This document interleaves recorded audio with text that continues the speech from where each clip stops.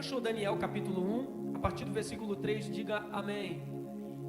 Diz assim a palavra do Senhor: Depois o rei ordenou a Aspenaz, o chefe dos oficiais da sua corte, que trouxessem alguns dos israelitas da família real e da nobreza, jovens sem defeito físico, de boa aparência, cultos, inteligentes, que dominassem os vários campos do conhecimento e fossem capacitados para servir no palácio do rei. Ele deveria ensinar-lhes a língua e a literatura dos babilônicos. De sua própria mesa, o rei designou-lhes uma porção diária da comida e do vinho. Eles receberiam um treinamento durante 3 anos e depois disso passariam a servir o rei.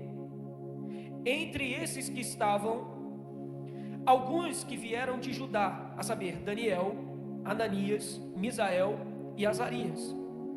O chefe dos oficiais deu-lhes novos nomes. A Daniel deu o nome de Beltesazar, a Ananias, Sadraque, a Misael, Mesaque, e a Azarias, Abidnego. Daniel, contudo, decidiu não se tornar impuro com a comida e o vinho do rei, e pediu ao chefe dos oficiais permissão para se abster deles. Versículo 9. E Deus fez com que este homem fosse bondoso para com Daniel e tivesse simpatia por ele. E você diz amém. Por favor, retome seu lugar, aqueles que me ouviram de pé. Glória seja dada ao nome de Jesus. Queridos jovens de Deus, antes de ministrar a palavra do Senhor, ao final do culto, eu estarei ali fora com alguns materiais meus. Como foi bem anunciado, Deus me deu a graça e a oportunidade de ser um escritor desde muito novo, e que na verdade foi fruto de uma palavra profética da parte de Deus para a minha vida, de que eu seria um escritor ainda bem novo. E pela graça e para a honra de Deus, Deus me deu a oportunidade recentemente de escrever um livro que vai abençoar muito a sua vida. Seja forte e corajoso, conselhos de Deus para uma vida vitoriosa, que também é fruto de uma palavra de Deus que eu recebi depois de muito tempo. Quando eu fui meditar aprofundadamente, eu entendi o porquê que eu recebi aquela palavra. Tudo que eu coloquei naquele livro é tudo que eu vivo, é tudo que Deus me deu de direção, e através daqueles conselhos, através de todos aqueles ensinamentos, Deus tem me feito viver coisas extraordinárias, e eu quero acreditar também. E a pastora disse que aqui é uma batisbleia, então eu quero liberar uma palavra profética para o seu coração, que da mesma forma que Deus, através de sua palavra, me fez viver coisas extraordinárias, você também vai viver. Glória seja dada ao nome de Jesus. Então passe lá, abençoe a sua vida. Eu tenho a certeza que esse livro será um divisor de águas na sua vida. Eu aprendi uma coisa: um livro incendeia um homem, e um homem incendeia a sua geração. Possa ser através desse livro que você vai impactar a vida de muita gente. Então passe lá fora, mais do que comprar, você vai se abençoar e investir na sua vida. Amém? Glória a Deus. Eu tenho certeza absoluta, sem sombra de dúvidas, que você conhece a história desse jovem, Daniel. Esse jovem, obviamente, e os seus 3 amigos são conhecidos por uma palavra: fidelidade. No capítulo 1, eles são fiéis a Deus. E é interessante que por pelo menos 3 passagens, eu disse quantas? 3 passagens, nós conhecemos a fidelidade desses jovens. Quer que eu te prove? Daniel capítulo 1. Daniel, no versículo 8, decidiu não se contaminar com as iguarias que vinham da mesa do rei, que nós sabemos que eram porções que eles recebiam e que eram entregues antes como sacrifício a deuses pagãos. Eram consagrados a esses deuses e depois dado a estes jovens que estavam sendo preparados. Só que o segundo ato de fidelidade deles é Daniel capítulo 3. Daniel, pelo fato de ter recebido um status ou uma posição superior, não estava na tentação do capítulo 3, quando Nabucodonosor ergue uma estátua e exige que todos adorem aquela estátua. Daniel não estava, mas os seus 3 amigos estavam. E sabe o que eles fazem? São fiéis a Deus. Já em Daniel capítulo 6, quando motivado por inveja, alguns sábios fazem com que o rei decrete uma ordem dizendo que não deveria ser feito oração a não ser ao rei. Daniel se mantém fiel, e como seu costume, ele continua orando 3 vezes por dia, com as suas mãos direcionadas a Jerusalém. Nesses 3 episódios, nós conseguimos identificar a fidelidade desses jovens. Só que no capítulo 1, que é o capítulo que nós lemos, nós aprendemos diversas lições acerca da fidelidade desses jovens. E é sobre isso que eu queria falar com vocês. E eu tenho certeza, a última lição que aprenderemos vai impactar a sua vida. Eu tenho a certeza absoluta. Então escute-me. O texto que nós acabamos de ler começa no versículo 3, nos dando uma informação. Depois que Nabucodonosor leva cativo toda Jerusalém e toda Judá, versículo 3 diz que o rei ordenou a Aspenaz, que era chefe dos oficiais da sua corte, ou dependendo da sua tradução deve estar chefe dos eunucos. Ele mandou que trouxessem alguns dos israelitas da família real e da nobreza. Então ele queria jovens que fossem da mais alta categoria de Judá. Só que esses jovens, além de terem sangue real, eles precisavam de mais algumas atribuições ou virtudes. E que o texto nos diz, versículo 4: jovens sem defeito físico, de boa aparência, cultos, inteligentes, que dominassem os vários campos do conhecimento e fossem capacitados para servir no palácio do rei. Ou seja, que prestasse para fazer alguma coisa. Só que, olha que bacana, Nabucodonosor é um rei ímpio. E um rei ímpio está analisando a qualidade dos candidatos para servir no seu palácio. Ele não quer gente ruim servindo ele. Ele não quer gente que faz de qualquer jeito. Ele não quer alguém que trate as coisas do palácio de qualquer forma.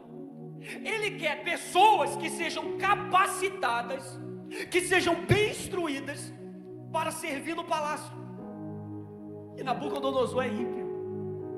E sabe onde é que ele vai buscar? No meio do povo de Deus.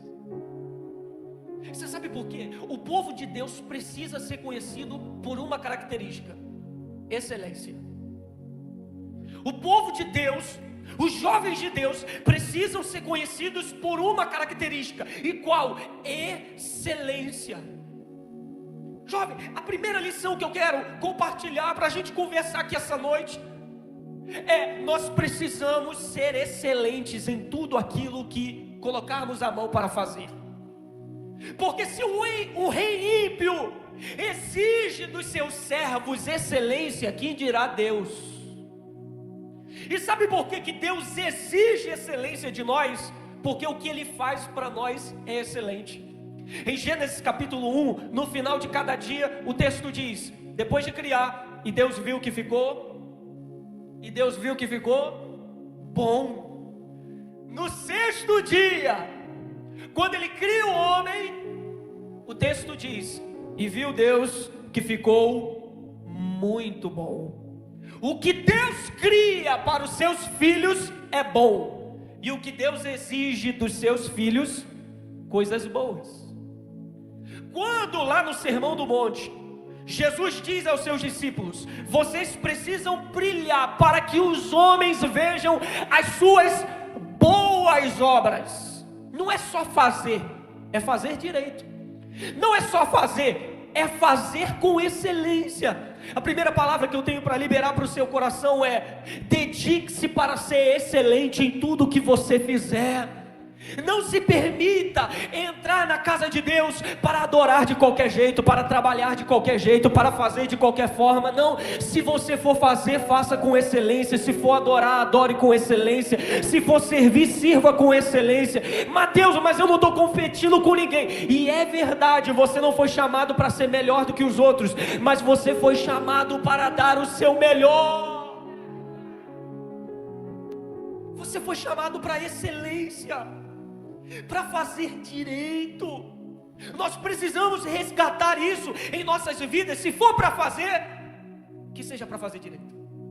Se for para fazer, que seja para ser excelente. Mateus, isso engloba tudo? Tudo. Até adoração? Claro. João capítulo 4, Jesus disse: a hora vem, já chegou, em que os verdadeiros adoradores adorarão o Pai em espírito e em verdade. É só adorar? Claro que não, porque se fosse só adorar, era só chegar aqui e entregar qualquer coisa, e como tem o título de adoração, então Deus recebe. Nada disso. Se Jesus diz que a hora é chegada e já chegou, que os verdadeiros adoradores adorariam o Pai em espírito e em verdade, é porque daria para adorar sem ser em espírito e sem ser em verdade. Até na adoração Deus requer de nós excelência. Em muitos lugares as pessoas fazem de qualquer jeito, mas fazem com uma desculpa. E qual é a desculpa? É para Deus, Ele entende. Não entende não. Deus exige do seu povo excelência, porque quem é excelente se destaca.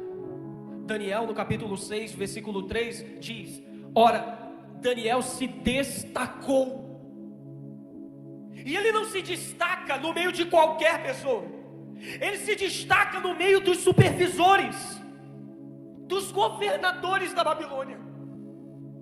Ele não se destaca entre os piores, ele se destaca entre os melhores. Quando você faz com excelência, você se destaca. Quando você faz com excelência, as pessoas reconhecem que você é um servo bom e fiel. Quando você faz com excelência, Deus aprova aquilo que você está fazendo. Faça sim, mas faça com excelência. Tudo que você colocar a mão para fazer, coloque excelência nisso. Sabe por quê? Porque quem não faz com excelência nunca vai deixar saudades. Eu vou repetir: quem não faz com excelência nunca vai deixar saudades. Você lembra de Atos capítulo 9? Dorcas. Sabe o que ela fazia? Não, gente, ela não era conferencista, ela não pregava, ela não pastoreava, ela não dava aula, ela costurava. Mas como ela costurava com excelência, quando ela morreu, as viúvas pegavam o que ela havia costurado e feito e choravam. Sabe por quê? Porque mesmo que aquilo que você esteja fazendo seja pequeno, mas quando você faz com excelência, quando você deixa de fazer, alguém sente saudade. Quando você faz com excelência, ainda que você fique na portaria, mas se você fizer com excelência, no dia que você não ficar, alguém vai estranhar. Quando você faz com excelência, no dia que você deixa de fazer, alguém sente saudade de você. E a pior coisa que tem para alguém é não deixar saudades, porque o que você fez pode ser feito por qualquer outro. For para cantar, faça o seu melhor. For para pregar, faça o seu melhor. For servir, faça o seu melhor. For fazer qualquer coisa, entregue o seu melhor. Faça com excelência. É isso que Daniel faz. Ele tem capacidade para servir, ele tem toda a habilidade para lidar com o palácio. E isso é extremamente importante, porque a excelência que ele cultivou durante todos os anos foi o que deu acesso para ele entrar no palácio e servir. Tem lugares que você só vai acessar depois que você cultivar a excelência. E aqui é uma palavra profética para o seu coração. Enquanto você está fazendo com excelência, Deus já está preparando novas oportunidades para você. Alguém diz amém? Eu vou liberar mais uma vez, você levante as mãos para receber, porque é muito profético isso para a sua vida. Enquanto você fizer com excelência, Deus já tem novas oportunidades preparadas para você. Enquanto você faz com excelência, Deus já tem novos lugares preparados para você. Enquanto você faz com excelência, mesmo ninguém te vendo, Deus já preparou portas maiores para você entrar. Alguém diz glória a Deus aqui, aleluia, porque eu estou dizendo que o fato de você fazer direito vai te dar acessos que você nunca teve. Mateus, eu só acredito se você me provar na Bíblia. E é claro, com o maior prazer e carinho. Você lembra de Davi? Primeiro livro do profeta Samuel, capítulo 16. O que ele fazia antes de se tornar rei de Israel? pastoreava poucas ovelhas. O seu irmão Eliabe, no capítulo 17, quando recebe ele, diz assim: com quem você deixou aquelas poucas ovelhas? Então ele pastoreava pouquíssimas ovelhas. Só que quando ele chega diante de Saul e vai apresentar sua credencial, ele diz que para defender suas poucas ovelhas, o que ele fez? Matou um urso e um leão. Mas espera aí, não era poucas ovelhas? Para que arriscar a vida para salvar poucas ovelhas? Para que colocar a sua vida em risco para salvar ovelhas simples e poucas? Só que Davi era tão excelente que, mesmo sendo poucas, ele disse: se minha responsabilidade é cuidar delas, ainda que eu arrisque minha vida, eu vou cuidar dessas poucas ovelhas. Deus olha para Davi e diz: opa, foi excelente no pouco, vou te colocar para pastorear uma nação. Porque se esse homem foi capaz de dar a sua vida, de correr risco de vida para salvar poucas ovelhas, o que ele não vai fazer para salvar a nação?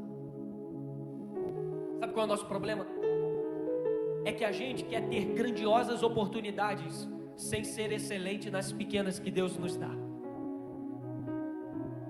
Ah, Mateus, você falou lá no Antigo Testamento, então vamos para o Novo. Jesus disse: seja fiel no pouco, e sobre o muito eu te colocarei.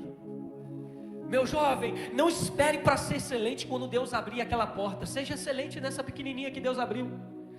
Não espere para ser excelente naquela grandiosa oportunidade que Deus vai te dar. Seja fiel na pequena oportunidade que Deus te dá. Não espere Deus te abençoar, te colocar em lugares grandiosos para você ser excelente. Seja excelente nas pequenas oportunidades, porque quando Deus vê que você está sendo fiel nas pequenas oportunidades, Ele já está preparando grandiosas oportunidades para você.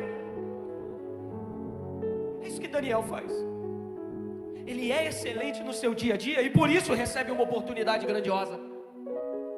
E depois que ele recebe essa grandiosa oportunidade de servir dentro de um palácio, o texto é bem claro em dizer que os jovens que eram sem defeitos, cultos, inteligentes, eles receberiam uma oportunidade grandiosa, que é estudar na maior faculdade daquela época, do Império Babilônico, que era a maior nação, a nação que dominava praticamente o mundo naquela época. Eles estudariam na melhor universidade e comeriam da melhor comida. Só que tinha um porém. Qual era o porém? Eles tinham que comer de uma comida sacrificada. Ou seja, teriam que ser infiel a Deus. Então, olha que coisa. Eles receberiam uma grandiosa oportunidade, mas para receber essa oportunidade precisariam ser infiéis a Deus. Grave o que eu vou lhe falar. Tem tentações que vêm camufladas de oportunidade. Eu vou repetir. E não é porque tu não entendeu não, é para frisar na sua mente essa verdade. Tem tentações que vêm camufladas de oportunidade.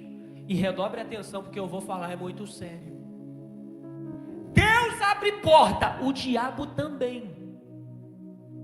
Deus apresenta pessoas, o diabo também. Jesus tem um caminho, o diabo também. Deus te dá oportunidades, o diabo também. Salomão disse: há caminhos que para o homem parece ser caminhos de bênção, mas o final é de morte. E sabe quando as oportunidades são ruins? Quando elas te conduzem para um caminho que você vai precisar ser infiel a Deus. Mateus, você não está entendendo. Essa oportunidade que me apareceu é muito boa. Vai te afastar de Deus? Pode ser boa, mas não é para você. Mateus, esse amigo é maravilhoso, você não sabe como ele me ouve. Está te afastando de Deus? Então não é melhor amigo, você pensa que é melhor amigo. Mateus, esse relacionamento, você não sabe, é o varão dos meus sonhos, é a varoa dos meus sonhos. Está te afastando de Deus? Pode ser a Gisele Bündchen, gospel. não é para você. Mateus, mais uma oportunidade de me casar com uma moça linda dessa talvez nunca apareça. É melhor casar em Deus do que casar sem Ele. É melhor ter amigos com Deus do que sem Ele. É melhor ter oportunidades com Deus do que sem Ele. Sem Ele você se afasta, sem Ele você desvia, sem Ele você não se aproxima dEle, obviamente, mas com Ele as coisas fluem. Salomão disse que as bênçãos do Senhor enriquecem e com ela trazem alegria. O que não vem de Deus te traz dor de cabeça. O que não vem de Deus te maltrata. O que não vem de Deus te despreza. O que não vem de Deus te afasta dele. Tem oportunidades que vêm camufladas só para te tirar do caminho de Deus. Só que mais uma vez eu vou liberar uma palavra de Deus para o seu coração. Deus vai te dar discernimento espiritual. Para quê? Para saber identificar que oportunidade é boa e que oportunidade não é. Deus vai abrir teus olhos espirituais para você entender quando uma amizade é de Deus e quando não é. Deus vai abrir teus olhos espirituais para entender quando esse namoro vai vingar e vai se tornar um casamento em Deus, ou quando não vai te levar a lugar nenhum. Eu estou liberando uma palavra de Deus. Você não ficará enganado, você não entrará na porta errada, você não contrairá amizades e relacionamentos que estão contra o que Deus quer. Deus te dará discernimento espiritual. É justamente isso que acontece com Daniel. Ele tem esse discernimento, e quando ele tem esse discernimento, ele então recusa. E aí é que vem o ato da fidelidade. Versículo 8: Daniel, contudo, decidiu não se contaminar. E quando ele decide não se contaminar, pastora, eu acho isso maravilhoso, porque o texto é bem claro. Daniel, contudo, decidiu. Coisa mais simples de se entender. Fidelidade é decisão. E eu vou ser bem direto aqui. Ai, Mateus, eu não consigo ser fiel. Não, você não quer ser fiel. Ai, não, Mateus, mas é muitas pessoas que me influenciam. Então, você deixa ser influenciado. Porque ser fiel é questão de decisão. Você decide. Ser fiel é questão de decisão. Você aceita ou não aceita? Não existe isso. E muitas pessoas querem colocar isso na sua cabeça. Não, você é fruto do meio. Você é fruto da sociedade que te rodeia. O que você vê nas redes sociais, uma hora vai te influenciar para o mal. Não. Senão, seria totalmente inútil o ensinamento de Jesus de que nós somos sal e luz. A luz brilha onde? Nas trevas. Então, as trevas não ofuscam a luz, é a luz que ilumina as trevas. Você não foi chamado para ser influenciado, você foi chamado para influenciar. E a sua influência passa pela sua decisão de ser fiel a Deus. Então, se você quer influenciar essa geração, essa localidade, você precisa decidir ser fiel a Deus. E decidir ser fiel a Deus vai englobar você negar a si mesmo, negar as suas vontades, negar os seus desejos, negar aquilo que você gosta, o que a sua carne ama. E não adianta vir com falso moralismo dizendo: está amarrado, Mateus, minha carne não gosta de coisa errada não. Gosta sim. O próprio apóstolo Paulo disse: o bem que eu quero fazer eu não consigo, mas o mal que eu não quero eu acabo cometendo. Há uma briga interior. A sua carne gosta, a sua carne ama, pulsa. Só que se fosse no Antigo Testamento, aí realmente você seria direcionado pela carne. Mas agora, libertos em Cristo Jesus, cheios do Espírito Santo, Ele te dá a capacidade de decidir se você pode, se você quer ou não. Seja fiel a Deus. Decida ser fiel a Deus. Sabe por que você precisa decidir ser fiel a Deus? Versículo 9. E Deus fez. No versículo 8, quem decide? Daniel. No versículo 9, quem faz? Deus. Ele decide ser fiel. Versículo 9: Deus fez com que o homem fosse bondoso para com Daniel. Ele não poderia, esse homem, que é Aspenaz, não poderia liberar essa dieta que eles tiveram de só comer legume. Não poderia. A vida desse camarada entraria em risco. Só que, como ele foi fiel, Deus fez. Como ele decidiu honrar a Deus, versículo 9, Deus decidiu honrar eles. Você pegou isso aqui? Quando você decide honrar a Deus, Deus honra a fidelidade que você teve com Ele. Quando você decide ser fiel a Deus, Deus faz com que as coisas fluam na sua vida. Jovem, em nome de Jesus, coloque isso na sua cabeça. Não é em vão todo o seu ato de fidelidade.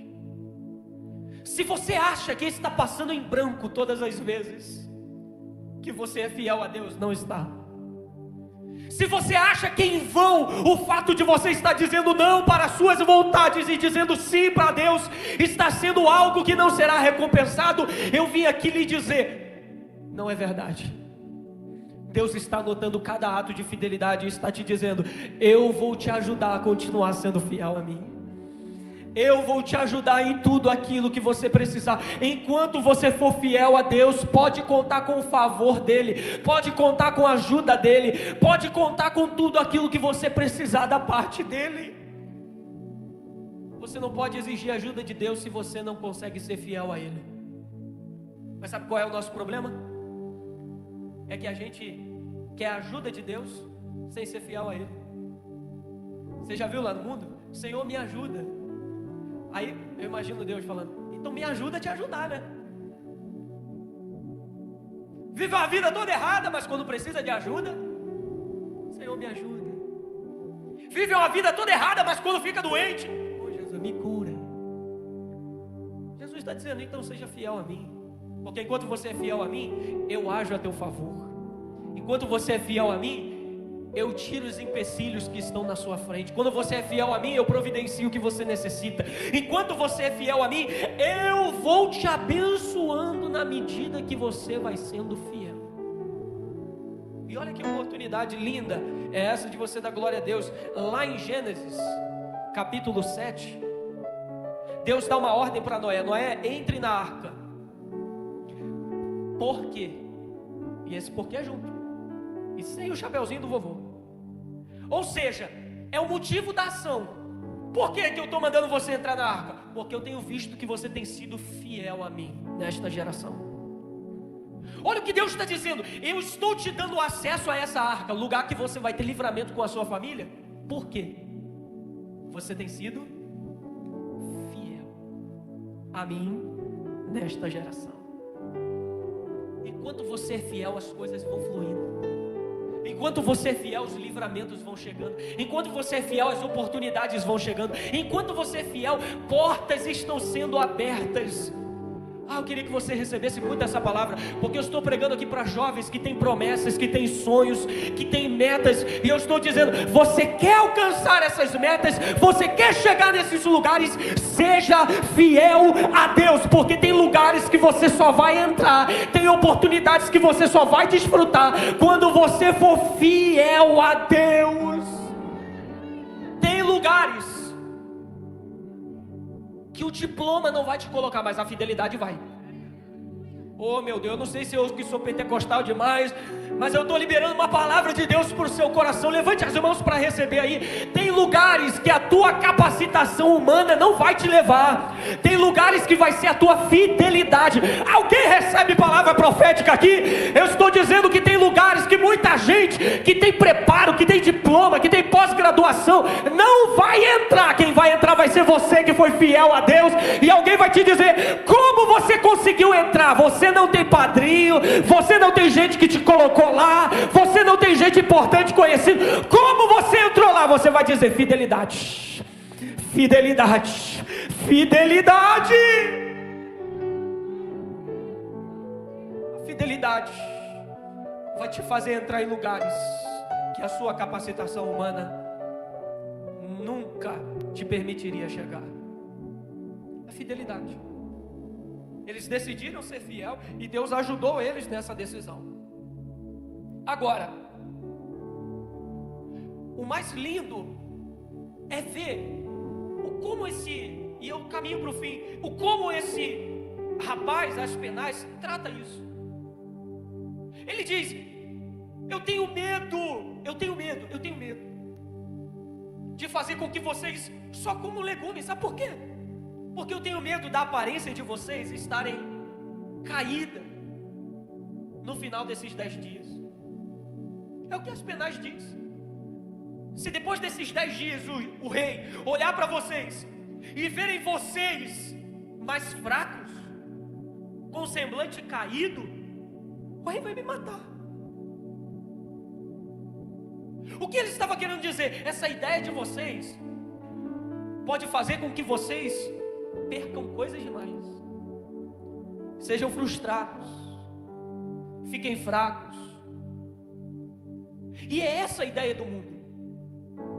É tentar colocar na sua cabeça que rejeitar o banquete do mundo vai te fazer perder alguma coisa. É isso que o mundo tenta colocar na cabeça sua, minha, nossa, que não participar do banquete deles vai fazer com que a gente perca ou seja prejudicado em alguma coisa. É aquele amigo, talvez, se você não tem entendido, agora vai entender. Aquele amigo que chega para você e diz assim: rapaz, você não vai com a gente não? Não, você não sabe que está perdendo. Meu amigo, como isso? Esse negócio de escolher esperar, de se casar com uma pessoa, ser fiel ela até a morte. Esse negócio aí, você não sabe que está perdendo aí no mundão. Eles realmente pensam que a gente está perdendo alguma coisa, só que quem é fiel a Deus não perde, só ganha. No final dos 10 dias, o texto diz que eles foram apresentados com mais saúde. Quando você é fiel a Deus, você mais ganha do que imagina. Quando você é fiel a Deus, você é mais abençoado do que imagina. Não ache que você está perdendo alguma coisa por estar sendo fiel a Deus. Você não está perdendo, você está ganhando mais do que imagina. Agora a última palavra, tu lembra que eu falei?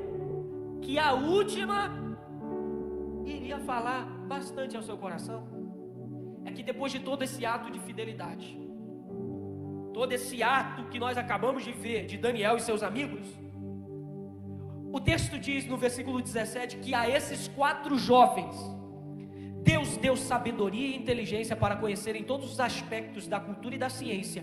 E Daniel, além disso, sabe o que ele deu? Sabedoria para interpretar todo tipo de visões e sonhos. Mateus, por que isso é tão importante? Isso é importante porque você conhece a história de Daniel. No capítulo 2, o que acontece? Nabucodonosor sonha. Capítulo 4, o que acontece? Nabucodonosor sonha de novo. Capítulo 5, o que acontece? Uma mão misteriosa desce e escreve na parede: Mene, Mene, Tekel, Parsim. Quem interpreta? Quem dá ao rei os 2 sonhos e a interpretação dos sonhos? Daniel. O que Deus deu a este jovem no capítulo 1 já tinha uma data certa para ser usado. Valia um glória a Deus mais forte. Deus não deu a Daniel uma capacidade que ele não iria usar. Aleluia.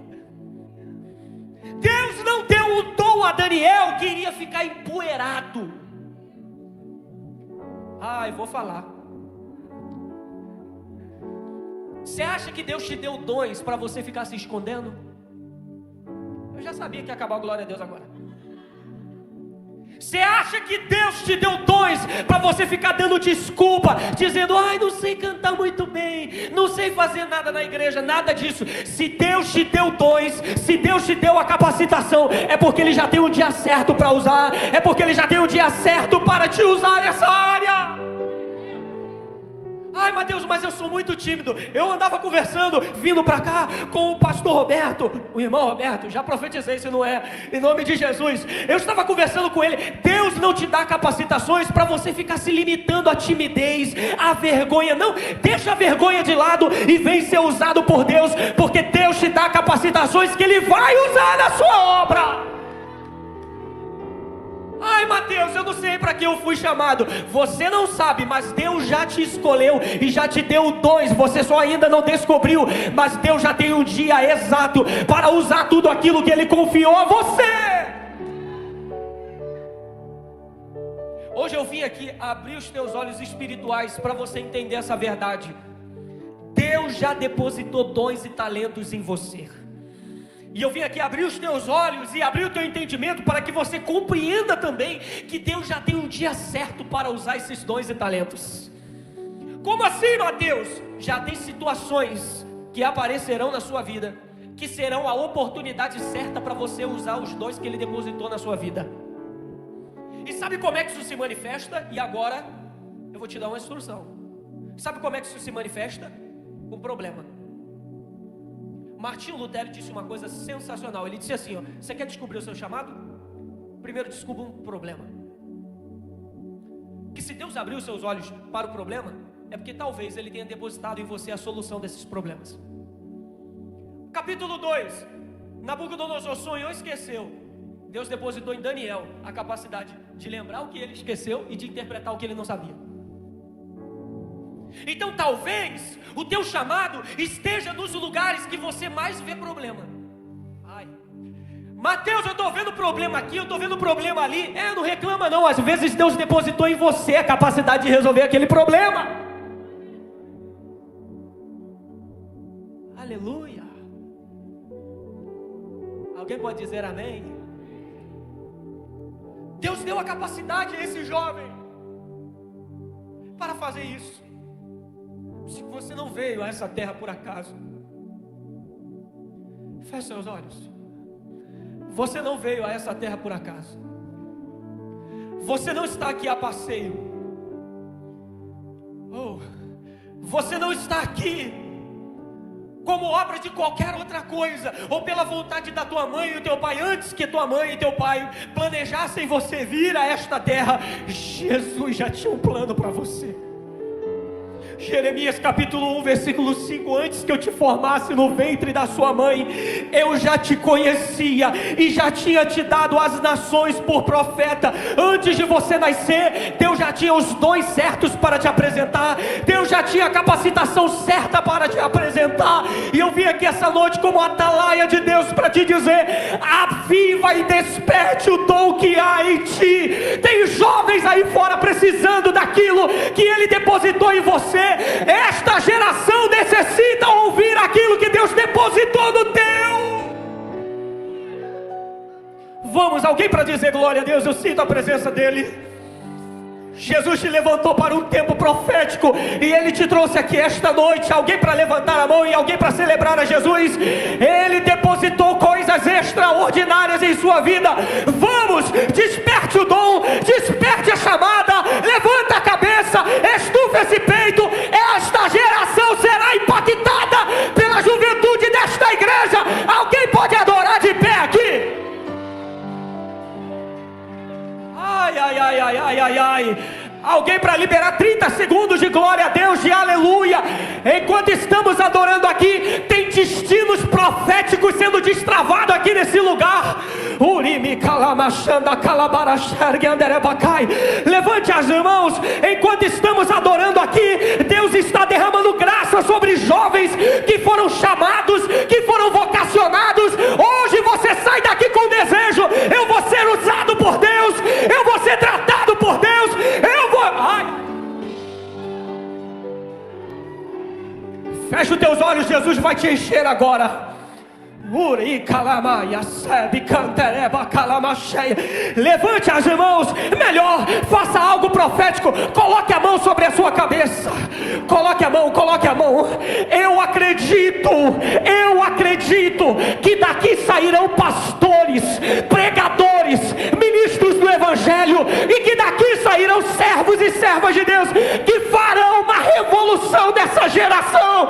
Levanta, jovem, desperta, jovem. Jesus quer te usar, Jesus quer te usar, Jesus quer te usar.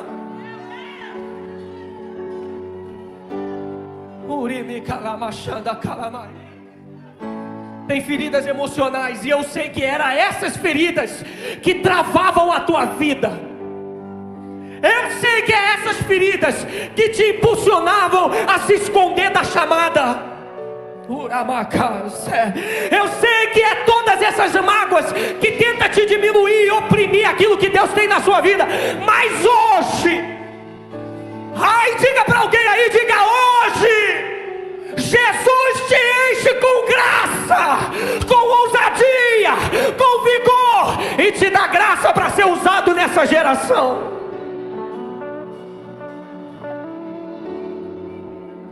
Eu sinto Jesus aqui. Jesus pode batizar pessoas aqui agora.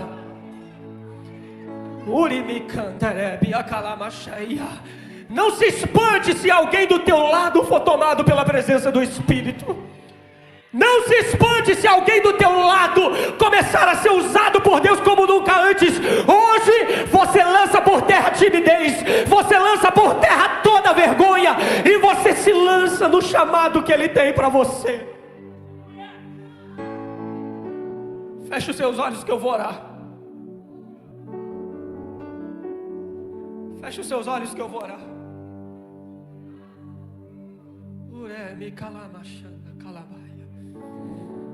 Quando eu terminar de orar, o louvor vai cantar. E eu acredito, hoje muita coisa muda na sua vida. Hoje Deus limpa o teu ciclo de amizades.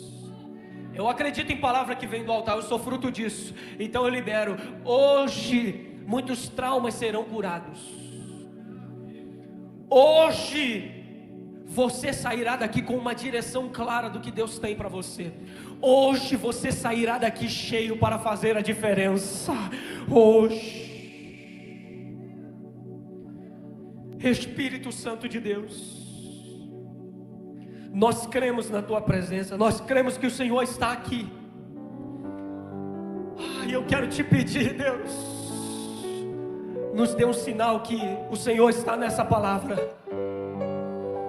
Visite a vida de cada um jovem agora. Visite a vida de cada um adolescente aqui nesse momento. Espírito Santo, derrama a tua glória sobre a vida desses jovens, que eles não consigam se conter na tua presença. Encha eles agora com uma porção especial da tua graça e do teu poder. Remove os dons espirituais, remove os dons espirituais, remove os dons espirituais, renova a tua graça sobre a vida deles. Dê a eles capacidade para vencer o mundo, para vencer o pecado, para vencer a sua carne. Jesus, pega esse jovem agora, pega essa jovem agora, que achou que esta noite seria só mais uma noite. Isso, cresce, cresce. Batiza esse jovem agora. Alguém para celebrar a Jesus, pelo amor de Deus, grita glória a Deus, grita aleluia, solta o grito,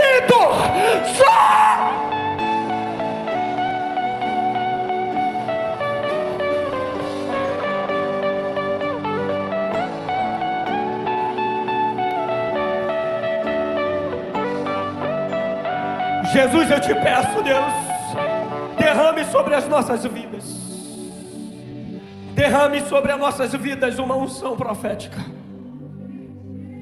Espírito de depressão, espírito de ansiedade, saia desse jovem agora. Complexo de inferioridade, saia desse jovem agora.